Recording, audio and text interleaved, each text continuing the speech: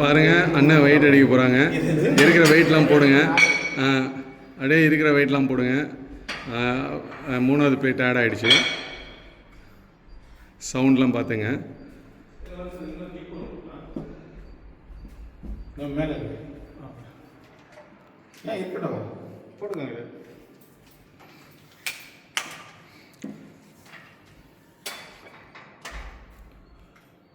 தில்லு படத்தில் விக்ரம் வெயிட் அடிக்கிறத பார்த்துருக்கீங்க. சூர்யா படத்தில் சிங்கம் படத்தில் சூர்யா வெயிட் அடிக்கிறத பார்த்துருக்கீங்க. சூர்யா படத்தில் சிங்கம் வெயிட் அடிக்கிறத பார்க்கல நீங்கள். இப்போ பாருங்கள், சிங்கம் வெயிட் அடிக்கிறத பாருங்கள்.